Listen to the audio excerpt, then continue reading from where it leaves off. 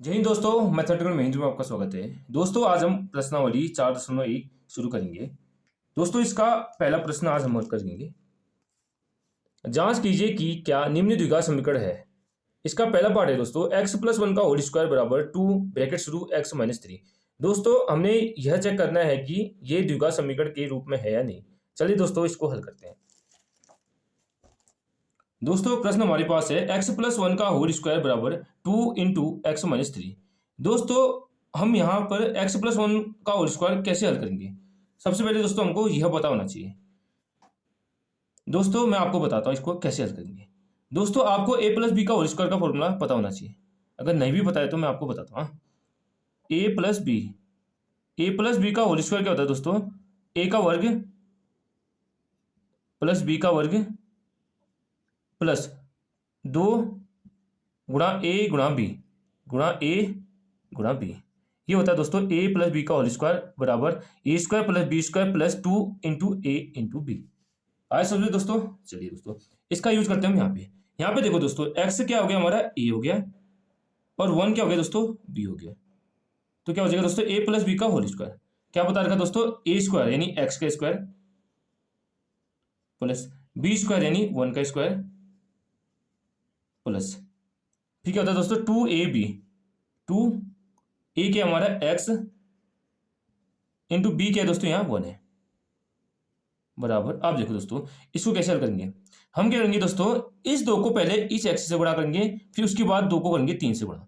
2 गुणा x 2x, फिर 2 गुणा 3 2 3 6, आगे क्या माइनस यानी -6 आ जाएगा। आज समझो दोस्तों कुछ टफ नहीं है। अब देखो दोस्तों हम क्या करेंगे दोस्तों x वाले टर्म को x वाले पद को एक साइड लेंगे, जो कांस्टेंट है जिसे यहाँ पे कांस्टेंट ये है ये और ये इनको एक साइड लेंगे। देखो दोस्तों x² दोस्तों 1 का वर्ग क्या होता है 1 ही होता है प्लस 2 गुणा 1 2 एकम 2 2 इंटू एक्स 2x, ये हो जाएगा दोस्तों 2x -6। दोस्तों मैंने आपको बता रखा था कि चर और अचर होते क्या है। देखो दोस्तों ये हो गया हमारा क्या कांस्टेंट यानी क्या हो गया हमारा अचर हो गया ये अचर, और x क्या होता है दोस्तों हमारा वेरिएबल यानी चर। चर वाली चीजों को एक साइड लेंगे और अचर को एक साइड लेंगे। ठीक है दोस्तों चलिए करते हैं।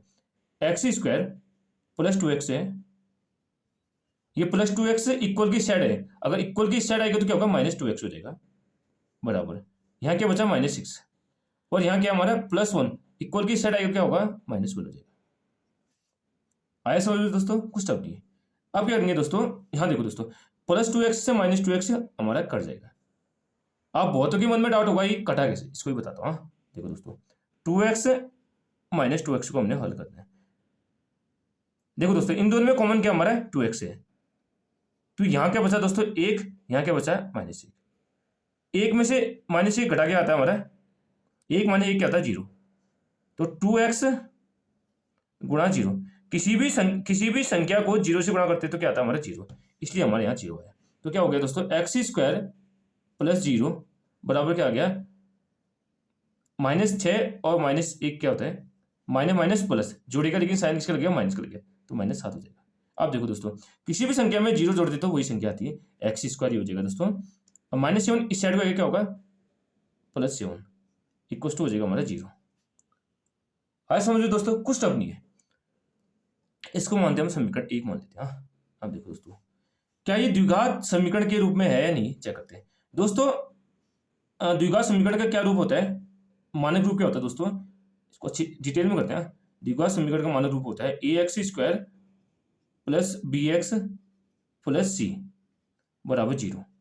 दोस्तों यहाँ घात 2 है, चर की अधिकतम घात 2 है यानी 2 है, और यहाँ हमारा c 7 है और b वाला b क्या हमारा दोस्तों 0 है। तो इसको लिखते हम इस फॉर्म में लिखते हैं। तो हमारा हो जाएगा दोस्तों x² गुणा क्या हो गया दोस्तों a, तो हो जाएगा हमारा 1 गुणा x² प्लस b क्या है कुछ नहीं है दोस्तों, हम अपनी ओर से 0 इंटू एक्स प्लस c क्या है 7 बराबर 0। दोस्तों ये हमारा मानक रूप जो था ना, ये दोस्तों हमारा जो मानक रूप जो था हमने इस क्वेश्चन को भी इस जो हमारे समीकरण 1 को भी हमने मानक रूप में लिख दिया, यानी कि हमारे ये द्विघात समीकरण के रूप में आगे क्या आगे a1 into x² plus 0 into x plus 7 है दोस्तों ये द्विघात समीकरण। हाँ द्विघात समीकरण है। इसलिए एक्स स्क्वायर प्लस 7 बराबर 0 क्या है दोस्तों, द्विघात समीकरण है।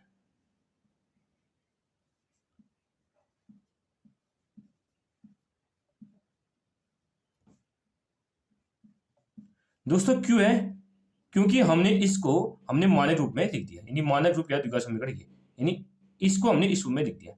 आज समझो दोस्तों, कुछ टफ नहीं है, इजीली हो जाएगा। चलिए दोस्तों, ये तो हमारा डिटेल हो गया। अब नेक्स्ट क्वेश्चन हम इजीली कर देंगे। चलिए दोस्तों, इसका सेकंड पार्ट करते हैं। दोस्तों अब हम प्रश्न पहले का सेकंड पार्ट हल करेंगे। दोस्तों समीकरण हमारे पास है एक्स स्क्वायर माइनस 2x बराबर -2 इंटू 3 माइनस एक्स।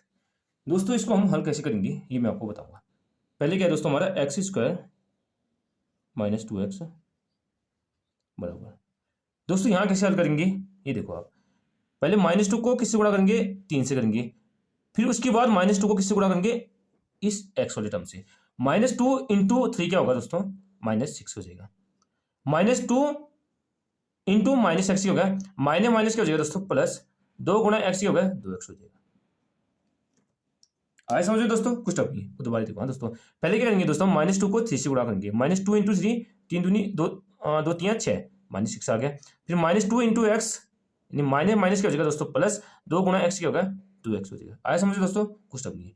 अब हम दोस्तों क्या करेंगे, एक्स वाले टर्म को एक साइड लाएंगे और कांस्टेंट वाले को एक साइड। ये क्या है दोस्तों, हमारा कांस्टेंट यानी अचर है। ये क्या हमारा चर के साथ ही गुणांक है। देखो दोस्तों, एक्स स्क्वायर माइनस 2x, ये प्लस 2x से इक्वल की साइड आएगा तो क्या होगा दोस्तों, -2x हो जाएगा, बराबर क्या हो जाएगी -6 अपनी जगह। अब देखिए दोस्तों, एक्स स्क्वायर माइनस माइनस क्या होता है, प्लस जुड़ेगा, लेकिन साइन किसका आएगा, माइनस का। तो 2x में ये जोड़ेंगे 2x 4x हो जाएगा, बराबर हो जाएगा -6। अब वो तो कोई यहाँ पे डाउट होगा, इसको क्लियर कराता हूँ। हाँ देखो दोस्तों, -2x देखो दोस्तों, यहाँ पे इन दोनों में कॉमन क्या है हमारा, -2x।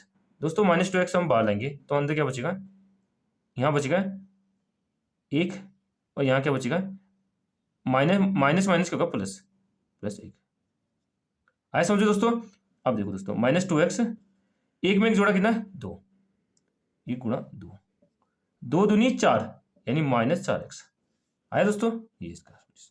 अब क्या करेंगे दोस्तों, ये -6 से इक्वल की साइड आएंगे तो एक्स स्क्वायर दोस्तों -4x, ये -6 से इस साइड आएगा तो दोस्तों क्या होगा, +6 बराबर 0। देखो दोस्तों, ये होगी दोस्तों, हम इसे मानते हैं समीकरण 1। क्या समीकरण 1 द्विघात समीकरण है या नहीं। दोस्तों मैंने आपको इसके परिचय यानी इस चैप्टर के परिचय में बताया कि अगर चर की अधिकतम घात क्या हो 2 तो ये सीधे द्विघात समीकरण होगा, यानी क्या ये समीकरण एक द्विघात समीकरण है। दोस्तों आप सीधे लिख सकते हो, इसलिए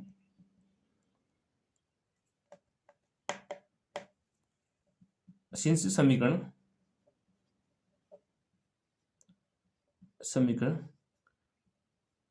एक में